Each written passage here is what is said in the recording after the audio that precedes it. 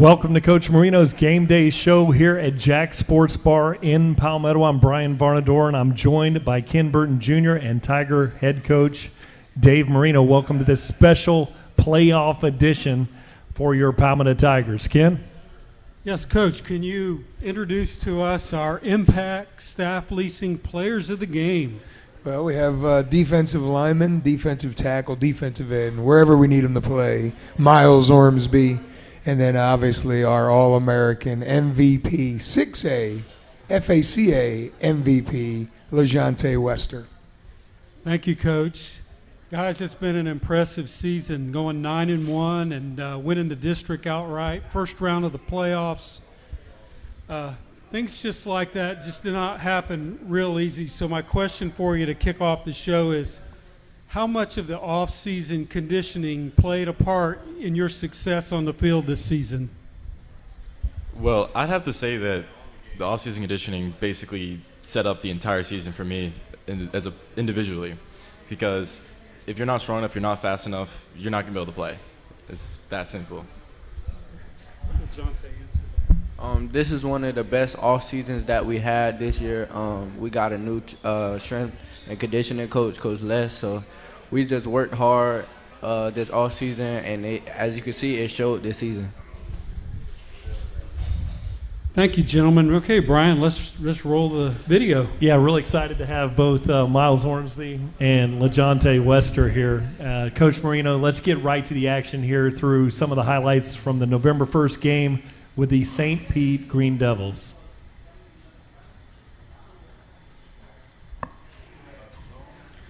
Yeah, so we knew coming in it was going to be their last game, and senior night, you got to be prepared that they're going to play like there is no tomorrow, which it wasn't for their seniors. But again, they've gone through some tough times, and our kids came out hungry as well. Put on a showing on their senior night as well, and you see our defense right there getting penetration again by Kevion Williams, Quentin Rue, Miles Ormsby, Floyd Dozier, Jordan Renault.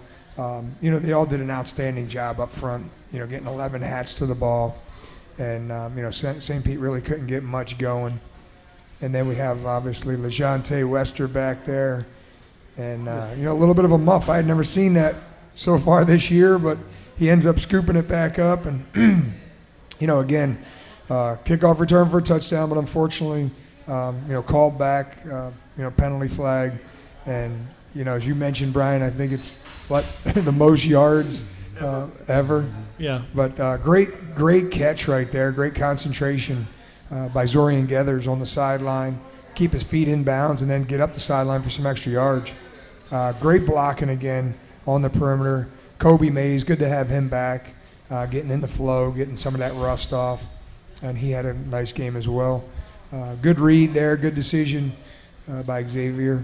Williams getting it to Adravian, Bubba Butler right there, and Mr. Shake and Bake getting out on the perimeter, making people miss, and getting us down into the red zone. And a good decision again by Xavier Williams to pull and to have the vision and the accurate throw to LeJontay, just wide open.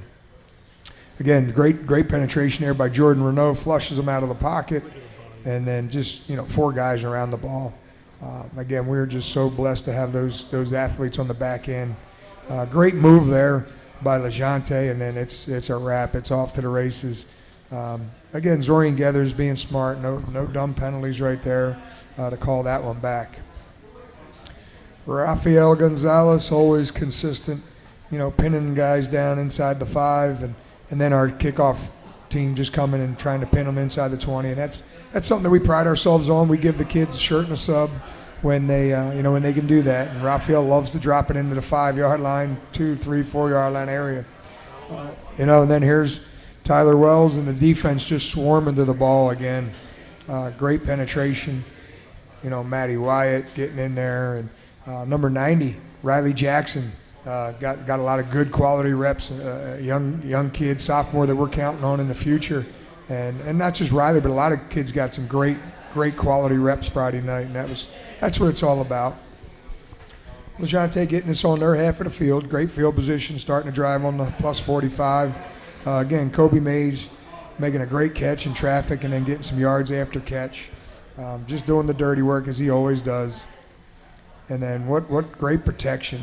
And then a great ball and great catch by Curtis Thomas. Unfortunately, looked like he was out of bounds, but, that's just unbelievable. And again, great protection. You see it all night long. Left tackle Kaiwan Smith and Ryan Cotton and Jay West and Anise John and Juliana Shatilla. They're just doing an outstanding job. And then obviously Quentin Zanders. Good decision there, keeping on the back shoulder, but unfortunately ran out of real estate right there. So defensively comes out and they do their job, and 3 and out. I think, we had consistently 3 and outs most of the night, if not every drive.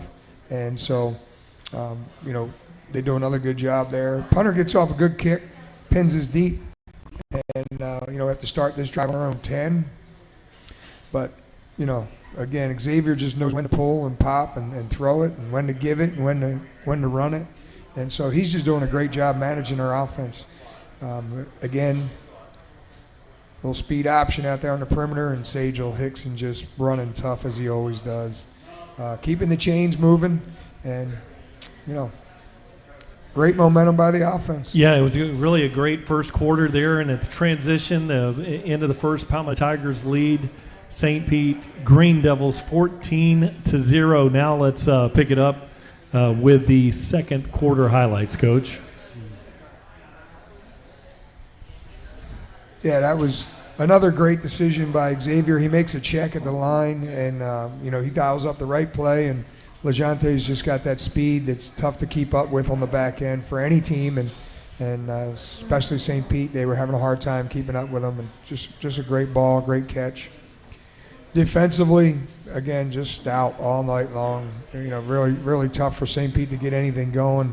A lot of red jerseys in their backfield, a lot of red jerseys swarming to the football, just creating negative plays and making them play from behind the chains. Another 3rd and 20. Here it is. Tries to throw an ill-advised pass, and Miles Ormsby, it's a defensive lineman's dream. He's in the right spot. He sniffed it out. And, we run a lot of screens, so our guys see it. And Miles has done a great job playing against our own offense all year. So that was a great play by him. Couldn't be more happy for him. He deserves it. He works hard. Again, a lot of red jerseys around the football in the backfield. So they get off another decent punt, but still giving us great field position. And here we go again, the offense up front. Just look at the movement. Look at Kaiwan, just driving people 5, 6, 7, 8 yards off the ball. Robert Gavin hitting it hard. Sagel Hickson hitting it hard. Again, the unselfish receivers right there, just creating a big lane for Curtis Thomas to get up through. So the offense is rolling. Again, we get down inside the red zone here, and then Sagel's just a tough run. Good push by the O-line. And that was a statement drive right there. A good 9-play drive right there, and that was good to see. Defensively, again, Jordan Renault putting pressure and getting a lot of guys around, but unfortunately we got a little bit undisciplined in our lanes, and the kid was fast. He got the edge on us, and that's what happens. We had some backup players in, and that was valuable experience for them to show you that you got to be in the right fits and the right gaps, and you got to be giving all out effort. So some of those young guys, cost us the shutout, but it's more valuable for them to get that experience. Again, great pull and pop right there by Xavier. Great read, good ball, accurate. Great catch by LeJante, splitting the defense. Again, good protection. Xavier looking down the barrel and just overthrew it just a little bit, but he had a little pressure in his face, but he stood tall in the pocket and just missed that throw.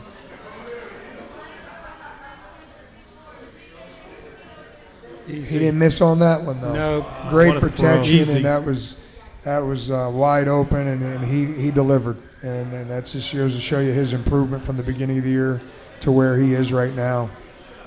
That was one of their few first downs, Coach. Yeah. Maybe the only one. Yeah. But again, great pass rush right there. You know, just great movement, good push, great sack. Couldn't be more happy for the D-line, and the great job Coach Brazelton and Coach Walls do with those guys every day, technically sound, and to see them. Josh Shiplin. Yeah. Again, all our kids got a chance to play, and Josh is definitely the future, and he looked good on that play. Great read, pulls it, and, you know, tough runner, gets in the end zone. Thought that was Lamar Jackson from Louisville there, Coach. Yeah, he's athletic. He's a big kid. He's 6'5", you know, 200-pound kid, and can run. He's very mobile, very quick, you know, fast twitch. So, no, we're looking forward to, you know, what he continues to do for us. Ooh. Again, getting some good quality reps for some of our backups in there.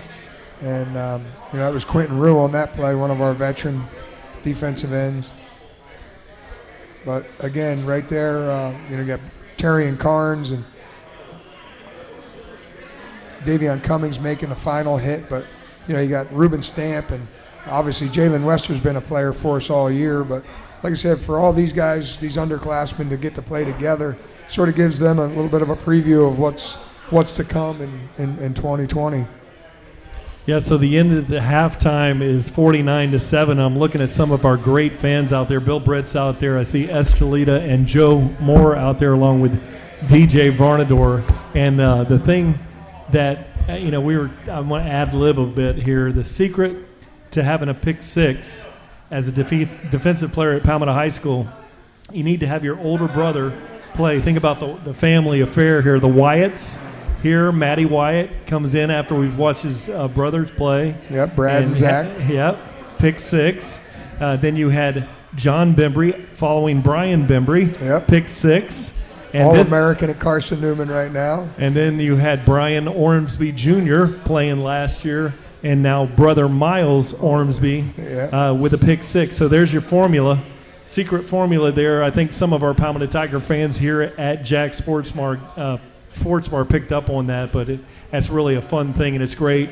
Kind of blends into with our one family and one town, one team. Yep, absolutely. I'll turn it over to you now, Ken. All right, thank you, Brian. Miles. So a lot of talk about this pick six, your 15 minutes of fame, the defensive lineman's dream. You were able to do something that Floyd Dozier was unable to do because he fumbled it on the way in. So we're going to pull this video up here and tell us what the call was and go through the play here as it comes up, and it's in slow motion. All right. So right here we had a X play where I came around the backside and the DN came in, and I just got completely whiffed by the tackle, which I knew that wasn't supposed to happen because they don't do that. And then I saw the running back come back to the side, and I just knew that the quarterback still had the ball and he had his arm up ready to throw. So I immediately just chopped back and sat back and waited for him to throw that ball. And then as soon as I saw him pull his arm back, I lined it up where he was going to throw it, and I caught it. And I love the celebration, the jumping in the air. Is that a defensive lineman? Is that what they do? Well, I mean, at that point, I literally had a dream the night before that I was going to do that, and then it came true, so I didn't really know how to react at that point. There you go. Visualization skills right there, yeah. baby. All right, very good. We have enjoyed watching you play the defensive line and how you've progressed and improved from game to game. So, LaJonte, 6 catches, 203 yards, 4 touchdowns in a little over 2 quarters. But again, you make kick returning look so easy. We're trying to figure out maybe there's at least 10 that we've watched you that have been called back. So this one was probably one of the best with the fumble and picking it up and decided I'll just take it to the house. So walk us through what you saw on this play.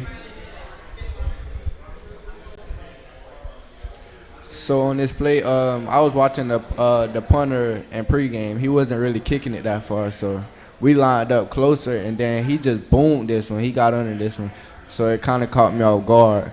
So that's where the drop come in at. So I just recovered it real quick and just made a play. We got good blockers. I mean, they crack back a lot, so that's why the punt return be coming back. But other than that, I just made a play.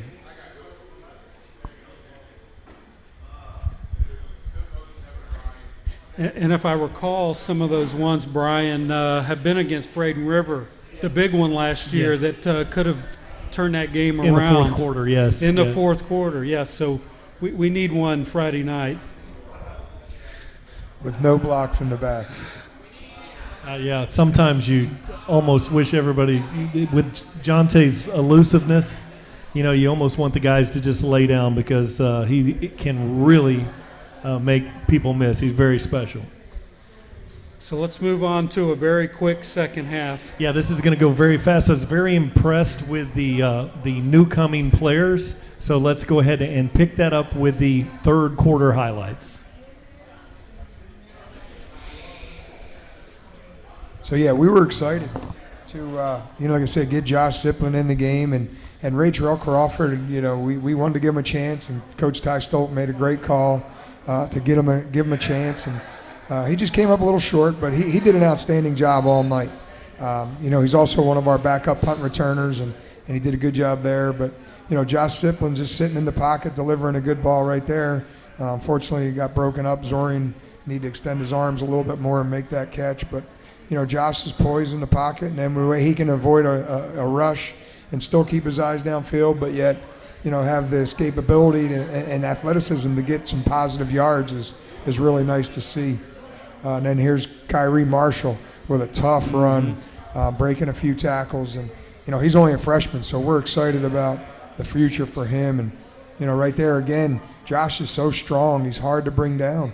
When you're 6'5" and 190, 200 pounds, you're a load. And like I said, to be as elusive as he is for how big he is, his upside is just outstanding. We just can't wait to watch him every day just continue to get better and better. Got hit on that throw. Yeah, and then, like I said, came up a little short because he had him. Again, Ray Terrell did a great job getting behind the defense, and schematically it was there, and it was just, ball was a little short. If that ball was thrown toward the sideline, Ray Terrell probably scores on that play. Defensively, again, we had some young guys get some very, very quality reps. And, again, number 90, Riley Jackson's in there getting penetration. Ruben Stamp, number 10, he gets in there and he makes plays. And then, obviously, you still have Jalen Wester because Jalen's only a sophomore. So for him to be able to get in there and play with his classmates, the younger kids, even though he's been a starter for us all year, was nice. And it's good to see that the future is very bright for Palmetto. So, again, Ray Terrell does a good job with the punt, returning it, which is something you never can take for granted. And so LeJonte's made it look so easy for so many years that, we know we had to get Ray Terrell some good reps to get him ready because next year is going to be here before we know it. And like I said, it's good to see him do well there Friday night. So really the game's going to progress very fast here. We have a running clock here. So that was the end of the third quarter, no change in the score. So let's pick up the fourth quarter highlights. Again, good protection from our offensive line. Like I said, all of our backup younger linemen were in. Gave Josh a chance to scan the field and then see an opening and tuck it and run. And then again, defensively, still getting some good push up the middle. Fortunately, we didn't get much fill out of our back end, out of our safety, which gave them a big play right there. But up front, we're still getting hats in the backfield. There's a lot of red jerseys in the backfield. We're getting penetration. And again, that's just a credit to Coach Brazelton and Coach Walls, our defensive line coaches, teaching great technique and those guys working as hard as they do. Again, great penetration right there by these young guys. Gabe's done a great job for us. He gives our first team fits. Gabe and Riley and Keon, Gavin, it's just so many of them that work hard every day, and they're getting better. When you go against the number one offensive line, you're only going to continue to get better. All right, again, good pressure up the middle, and Jacob Milligan gets a chance to jump in front of that, and he's another kid that works hard every day and had a chance to make a play. An exciting time for him. I like his back. Yeah, nice. Good decision. Good decision by, Josh Siplin right there and getting it in Kyrie's hands. Good read again. Everybody was eyeballing Josh, and just opens up those run lanes for Kyrie, and he's just a hard runner. Another, like I said, underclassman, a freshman. Good ball. Perfectly thrown good ball. Good ball. Good opportunity there again. So, like I said, we're excited that those young guys got a chance to play and get some good quality reps, and I think everybody realizes how special next year could be as well. And like I said, we're just excited for those kids to continue to get the chance to get better. We're obviously getting the bonus week this week, being the first round of the playoffs. A lot of teams don't get that extra week of practice, so our kids are embracing it, and they're working hard, and they're continuing to get better every day. Okay, Coach. So the rankings came out. We're hosting in the first round. 11 weeks ago, there were 83 teams. Now we're down to 32.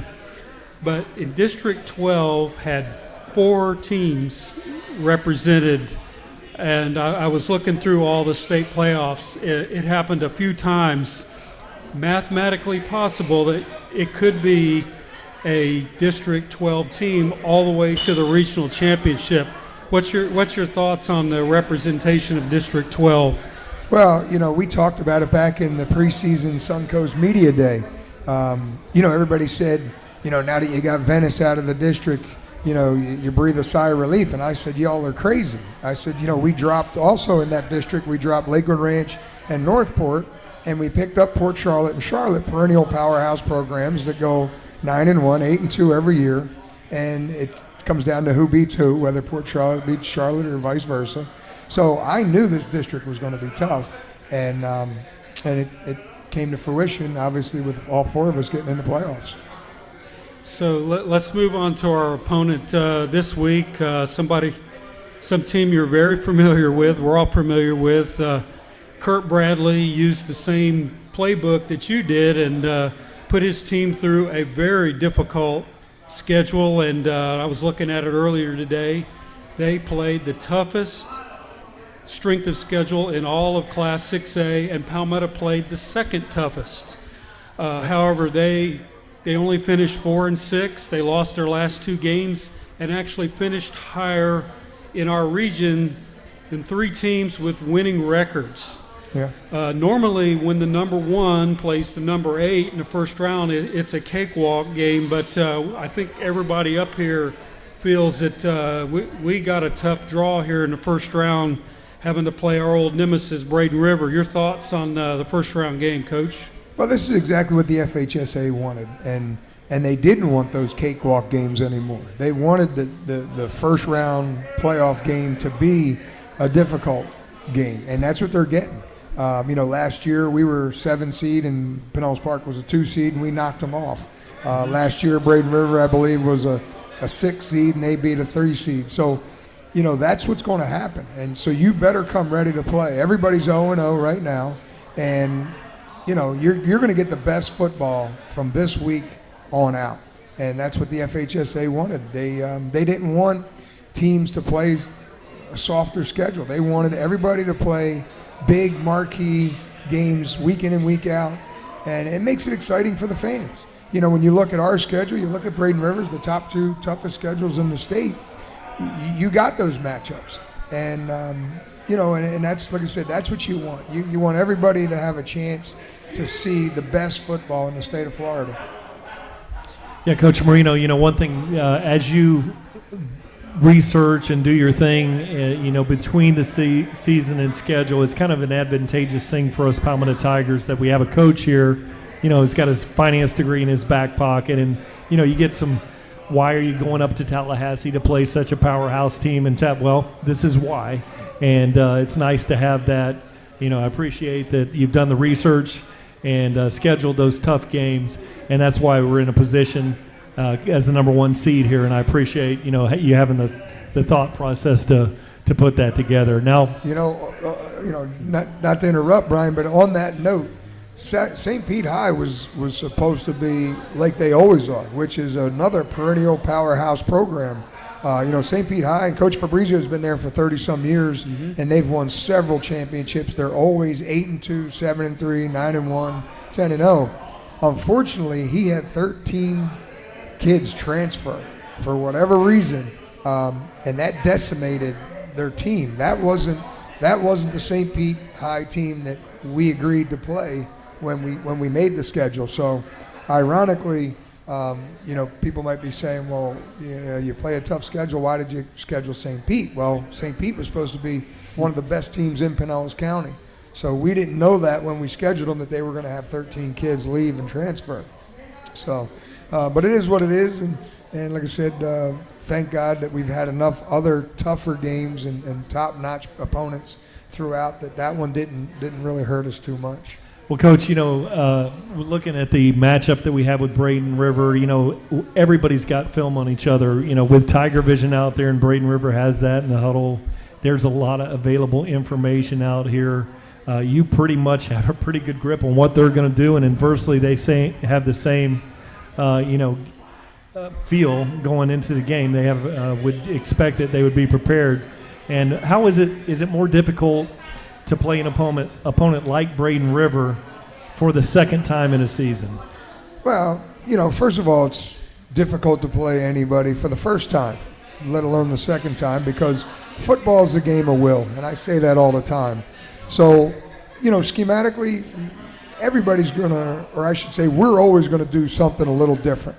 We continue to build and evolve our offense as well as our defense. And so there's going to be a few wrinkles, as I'm sure they're going to have a few wrinkles. And it really comes down to who's going to make those game time adjustments and see what's there, what's not there, and make those adjustments, and then be able to execute those adjustments. And so, we have some additions to our offensive game plan this week that nobody's seen.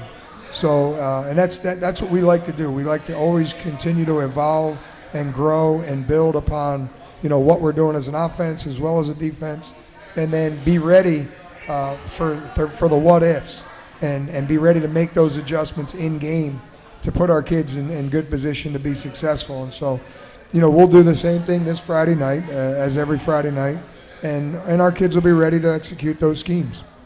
Well, Tiger fans, we want to invite all of you to come to Harley Stadium. Welcome to the Jungle. We want you to be there, fill in the stands there on Friday night versus Braden River. And we thank you all for watching this special edition Coach Marino's Playoff Game Day show, and watching the Tiger highlights. And we thank the Impact Staff Leasing Impact players of the game. What a great job they do. Thank you for watching. TigerVision is presented by Conley Buick GMC from Jack Sports Bar here in Palmetto. We want to see you this Friday night, and for that first 6A playoff matchup. And about Palmetto, it's all about one town, one team. Go Tigers.